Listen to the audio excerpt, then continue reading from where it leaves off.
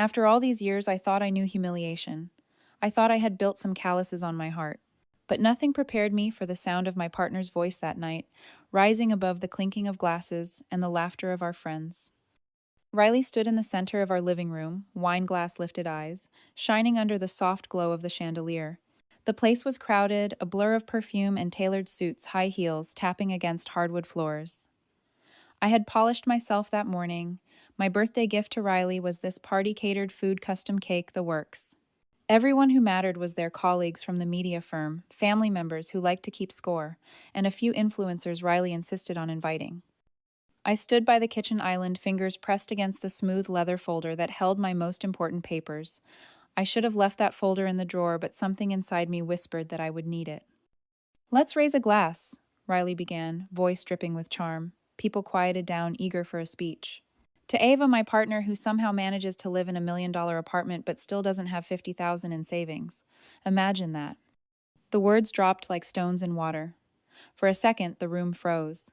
Then came the laughter, polite at first, then growing bolder, sharper. My own sister chuckled. A colleague covered her mouth to hide a grin. Even Jordan, the ex, who still hovered around Riley like a ghost from the past, clapped Riley on the shoulder with a smug smile. I tightened my grip on the folder. Inside was the deed stamped and notarized proof that the apartment was mine, through inheritance from my grandfather. Riley knew that, yet here Riley was making me look like a beggar living off borrowed bricks. I forced a smile, the kind you give at funerals when people say things they shouldn't. I wanted to scream, but instead I let the laughter wash over me like icy rain. The truth about humiliation is that it doesn't always arrive in shouts. Sometimes it comes wrapped in polite applause in crystal glasses raised high. I leaned against the counter, pretending to sip my drink. The walls seemed to shrink around me. Everyone else was clinking glasses, trading inside jokes, basking in the glow of Riley's confidence. I was the only one standing in shadow. A part of me wanted to walk out right then, to slam the door so hard that the laughter stopped. But another part, the quieter, more dangerous part, told me to wait. Keep your head down, Ava. Let them believe you are small. There is power in patience.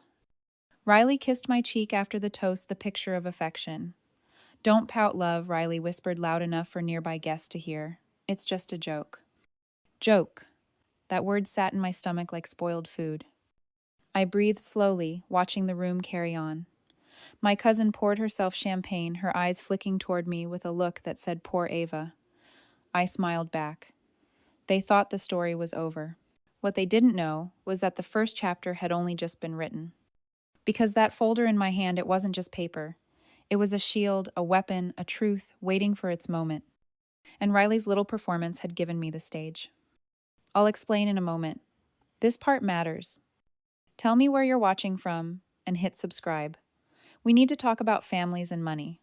The morning after Riley's birthday party, the apartment smelled faintly of champagne and wilted roses. Plates with crumbs of cake still cluttered the dining table.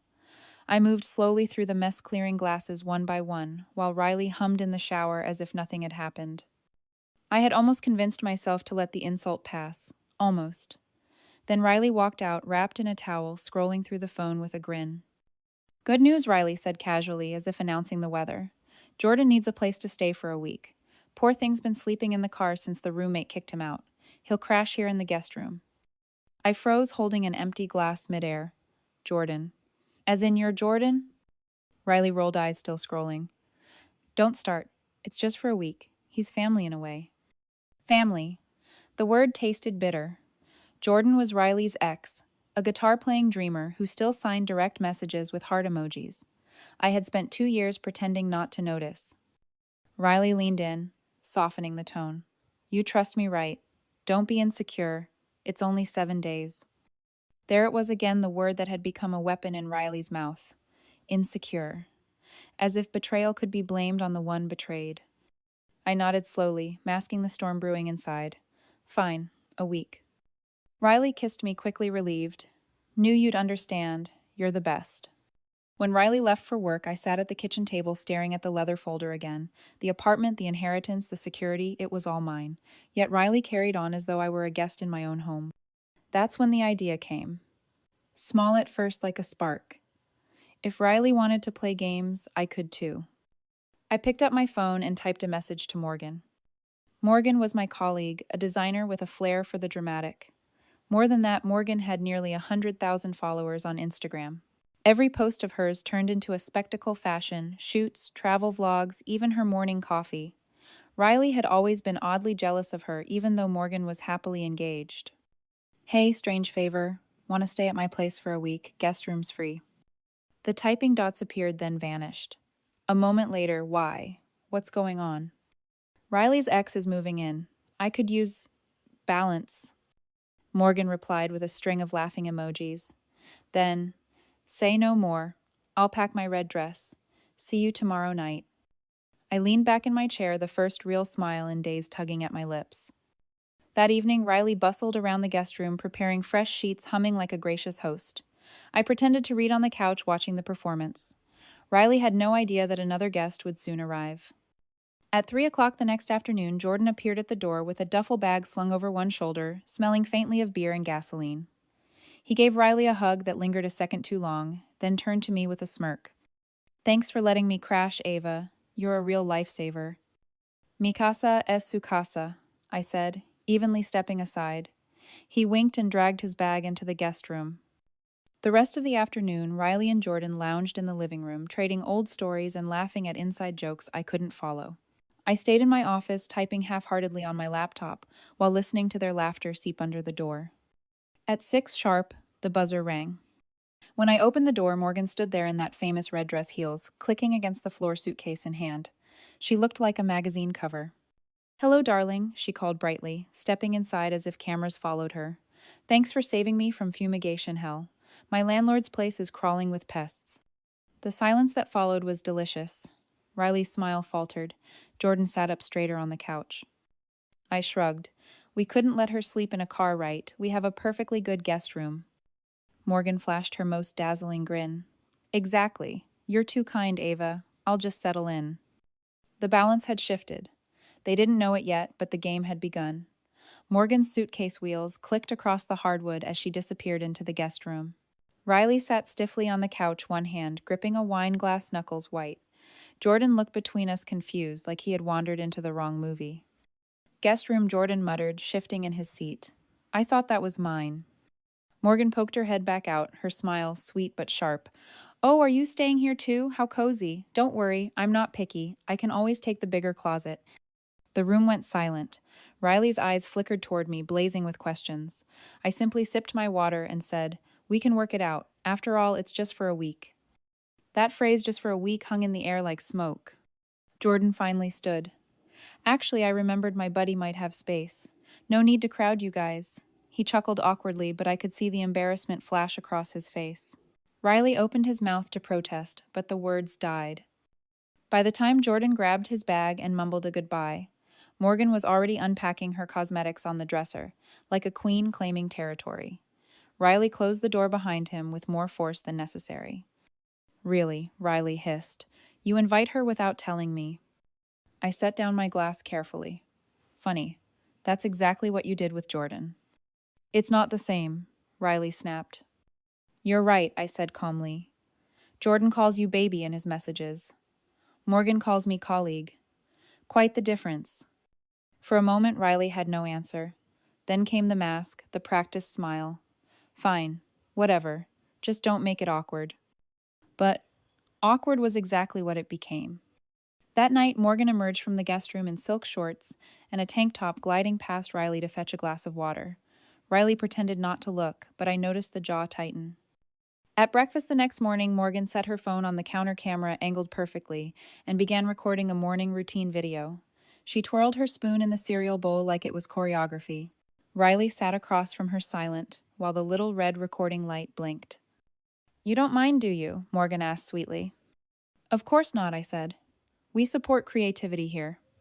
Riley muttered something under breath and left the table. The days blurred into a careful dance. Riley became over-attentive, cleaning dishes that were already clean, offering Morgan coffee with forced enthusiasm.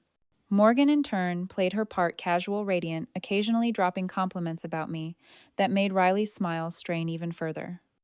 And I stayed quiet, the conductor of a silent symphony. But what they didn't know was that the world beyond these walls was about to intrude. Morgan's social media posts, innocent breakfast clips, shots of the city skyline from our balcony were gathering attention. Followers commented on the mysterious new apartment, the gorgeous backdrop, the cozy roommate vibe. One post in particular, a short video where Riley walked past in the background scowling, caught fire. Comments poured in. "Who's the grumpy one?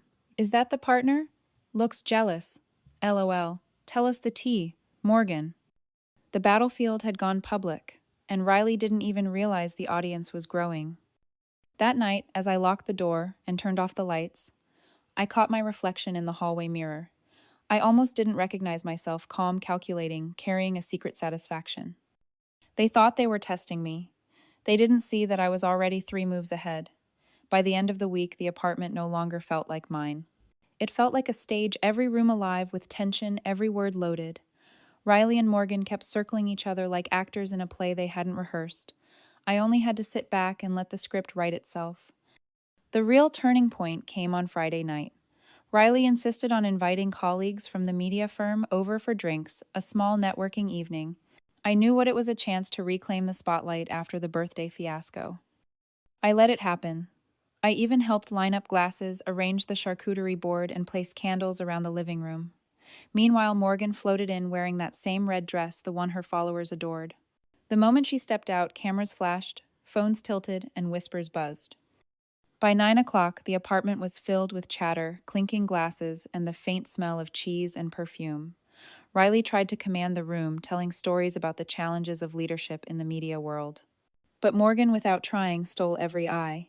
She perched on the arm of the couch, laughing at someone's joke hair catching the light. Her phone, perched on a small tripod, streamed casually to her audience of thousands. It should have been harmless, just another night of wine and conversation. But Riley couldn't help it. I saw the cracks forming. During a lull, Morgan tilted her camera toward me. And here's the woman of the hour, Ava, the one who actually makes this home feel like a home. She raised her glass to Ava. Guests followed suit, some half-heartedly, others with genuine warmth. My ears rang with the clinking of glasses. That was when Riley's smile snapped. "You know," Riley said loudly, "Ava acts like this apartment is some grand achievement. But let's not forget she didn't earn it. She only has it because her grandfather left it to her. Without that inheritance, she'd still be renting a shoebox." Silence swept the room, followed by a few nervous chuckles. My hand went instinctively to the folder on the shelf, the deed tucked safely inside. My breath caught, but I said nothing. Morgan's camera, still recording, caught everything. The red light blinked, unbothered by the sudden chill in the air. One of Riley's colleagues cleared his throat. "Bit harsh, don't you think?" Riley flushed, realizing too late what had slipped out. But the damage was done. The humiliation was no longer private. It was captured, digitized, and within hours it would be public. Because Morgan, ever the opportunist, clipped the moment and shared it to her story with a caption, "When your partner forgets grace." The video spread like fire in dry grass. By the next morning, it had more than 20,000 views, comments piling up. Why would anyone say that in front of guests? Red flag city. Protect Ava at all costs. Riley stormed around the apartment phone, buzzing with notifications, muttering about context and private jokes. But there was no context left to hide behind. And Jordan, he reappeared briefly that weekend, clearly expecting sympathy. Instead, he found Morgan lounging on the balcony with her followers, Riley fuming inside, and me quietly sipping coffee at the kitchen table. He lasted all of 10 minutes before announcing he might crash at a friend's place after all. The apartment door closed behind him with a thud, and for the first time in days, I felt the corners of my mouth curl upward. The first crack had opened, and cracks once formed have a way of spreading. By Monday morning, the air in the apartment was heavy with silence. Riley no longer hummed in the shower, no longer kissed my cheek on the way to work. Every word between us was clipped, cold-edged, with unspoken fear. But I didn't need words. I had proof. It happened late one night while Riley was asleep. I sat alone in the living room, the glow of the city lights seeping through the curtains. Riley's phone buzzed on the coffee table screen, lighting up with a preview of a message. I should have looked away. I didn't. The message was from Jordan. "We'll figure out how to kick Ava out. That apartment should be ours." My chest tightened, but I stayed still. I picked up the phone, thumb hovering, heart racing. Years of shared passwords and trust made it too easy.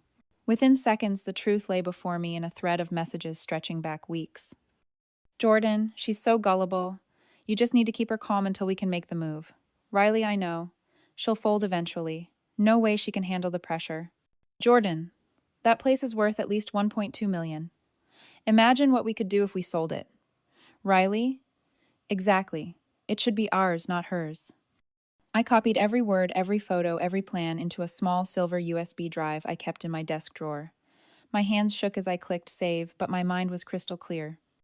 They weren't just trying to humiliate me. They were plotting to take everything.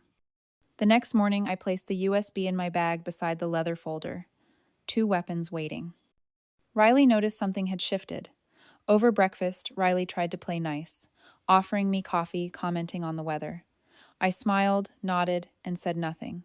That silence unnerved Riley more than any argument ever could. By Wednesday, Morgan had posted another clip, this time a simple shot of the balcony at sunset, but Riley's angry voice could be heard faintly in the background. The internet dissected it within hours, painting Riley as controlling, arrogant. Followers grew restless for more. Meanwhile, Riley's firm sent an email, a warning about professional conduct, after someone forwarded the viral clip. Riley slammed the laptop shut, face pale, muttering about backstabbers. But I stayed calm. I watered the plants. I cooked dinner. I waited. Because revenge isn't about shouting the loudest. It's about timing. It's about letting the trap close at the right moment. And my moment was coming. Late that night, Morgan caught me staring at the city skyline. "You're holding back," she said softly.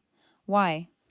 I glanced at her, the red dress hanging on the back of her chair like a battle flag, because once I start, there's no undoing it. She smiled knowingly. "Then make sure, when you start, you finish." Her words stayed with me. Riley thought I was weak. Jordan thought I was naive. My family thought I was lucky, living off inheritance. None of them understood what patience can do. The USB in my drawer was no longer just proof. It was a fuse. And soon I would light it. Saturday arrived with an edge in the air. Riley had arranged another gathering, this time a brunch with family and a handful of Riley's closest friends. I suspected it was a desperate attempt to reclaim dignity, to prove that everything was under control. I let it happen. In fact, I polished the silverware myself, set out the good china, even arranged fresh flowers on the table. Riley mistook my cooperation for surrender. By noon, the living room buzzed with chatter. Riley's mother complimented the apartment again, her eyes shining with pride that wasn't hers to claim. Riley's friends filled their glasses with mimosas, pretending not to notice the tension simmering beneath every word. Morgan, radiant as ever, perched near the window, her phone discreetly propped for yet another stream. She winked at me once, as if to say, "The stage is yours." And it was. I waited until Riley began another self-serving toast voice, loud and confident. That was when I rose slowly, folder in hand, and cleared my throat. "Since we're all here," I said, steady and calm, "there are a few things I should share." The room quieted. Riley's smile faltered. I laid the folder on the table, sliding out the deed. The paper caught the sunlight, the notary stamp clear as day. This apartment was left to me by my grandfather. It is fully mine, legally, irrevocably. No one else has any claim. A murmur swept through the guests. Riley shifted in place, color draining from the face. But I wasn't done. From my bag, I pulled the silver USB drive, holding it between my fingers like a coin. And in case anyone doubts me, I also have copies of messages exchanged between Riley and Jordan. Messages where they discussed how to pressure me out, how to sell what doesn't belong to them, how to strip me of the only legacy my grandfather left me.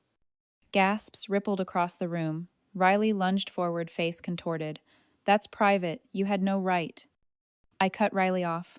Private plotting to steal my inheritance isn't private. It's betrayal. And betrayal deserves light. I plugged the drive into the television. Words filled the screen, message after message, scrolling across like confessions. The room fell silent except for the sound of Riley's frantic breathing. Morgan's camera caught every flicker of expression, every tightening jaw, every shocked glance. Riley's mother whispered, "Is this true?" Riley stammered, eyes darting, but no denial came. Only silence. I looked at every face in the room, then back at Riley. "If my money makes me worthless to you, then you don't deserve a single cent of my future." The words hung in the air, heavy as stone. Riley tried to speak, but the crowd had already shifted. Friends avoided eye contact. Family muttered excuses. One by one, they drifted toward the door, leaving Riley stranded in the wreckage of lies. Morgan raised her glass to me. "Well played," she murmured. For the first time in years, I felt my shoulders lighten. Revenge wasn't loud after all. It was quiet, deliberate, devastating. And it had only just begun. The fallout came faster than even I expected. By Monday morning, Riley's phone was a storm of unanswered calls and unread messages. Friends who once begged for brunch invitations now claimed they were too busy. Colleagues at the firm quietly unfollowed Riley on social media, afraid to be associated with the scandal. The viral clips, first Morgan's balcony videos, then the messages projected on my television, spread like wildfire. Comment sections filled with strangers dissecting every sneer, every cruel word Riley had ever spoken within earshot of a camera. Jordan, once bold enough to text Riley promises of a shared future, vanished completely. His number stopped working, his social accounts went dark. It was as if he had dissolved into thin air, leaving Riley to face the storm alone. Inside the apartment, silence ruled. Riley moped from room to room, muttering half apologies, half accusations. "You set me up," Riley hissed one evening. Eyes bloodshot. "You wanted to make me look like a monster." I didn't bother denying it. "You didn't need my help for that," I said, quietly closing the bedroom door in Riley's face. Morgan remained my silent ally. She stayed a few days longer, citing landlord troubles, but I knew she stayed because she wanted to watch the empire crumble. Each night she'd sit with me on the balcony sipping wine, while the city glowed beneath us. "You know," she said one evening, "people reveal themselves when money is involved. Some show gratitude, others greed. Riley showed greed." I nodded, staring at the skyline. And greed always eats itself in the end. The breaking point came on a Wednesday afternoon. Riley barged into the living room, suitcase in hand, demanding I talk. "We can fix this," Riley insisted. "I'll apologize publicly, say it was all a misunderstanding. But you need to delete those files, Ava. You need to back me up." I stared at the suitcase. "Where do you think you're going?" Riley's eyes flickered with desperation. "My mother's, maybe. Just until things calm down. But we can't end like this. You can't just throw me out." I walked to the shelf, pulled the leather folder free, and set it on the coffee table between us. "This apartment isn't yours to leave or stay in. It never was. You've been living on borrowed ground, Riley, and the loan just came due." The look on Riley's face then, it wasn't anger anymore. It was fear. Pure, hollow fear. Without another word, Riley dragged the suitcase to the door. The slam echoed down the hall like the closing of a vault.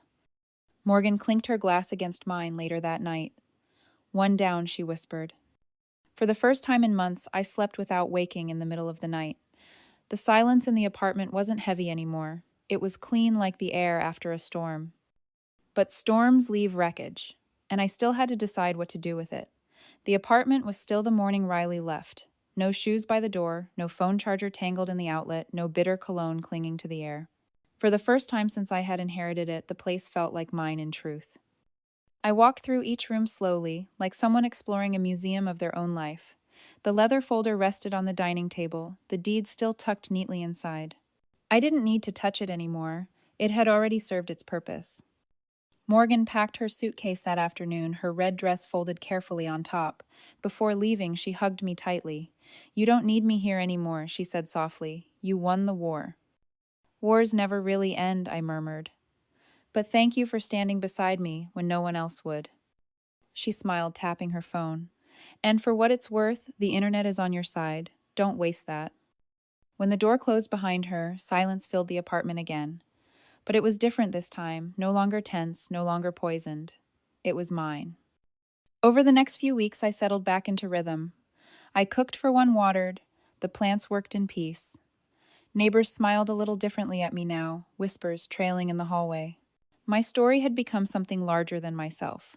An example, a warning, a viral fable about betrayal and inheritance. One evening, as the sun set across the skyline, I sat on the balcony with a cup of tea. The city pulsed beneath me, alive with its own secrets and scandals. I thought of Riley, whether in some cramped guest room or on another stage, still trying to spin the story. I thought of Jordan chasing dreams that dissolved like smoke. And then I thought of my grandfather, the man who left me this apartment. He had once told me wealth reveals character, Ava. It does not create it. Remember that. He was right. Money didn't make Riley betray me. It simply showed who Riley had always been. I wasn't naive anymore. I knew betrayal could walk into your home wearing the smile of someone you loved. I knew humiliation could arrive with laughter in a crowded room. But I also knew revenge didn't have to be loud or cruel. Sometimes it was just truth revealed at the right moment. I leaned back in my chair, letting the night air wash over me. If you think I made the right choice, comment right. If you'd have handled it differently, share your idea below. Because families and money, they always tell the real story.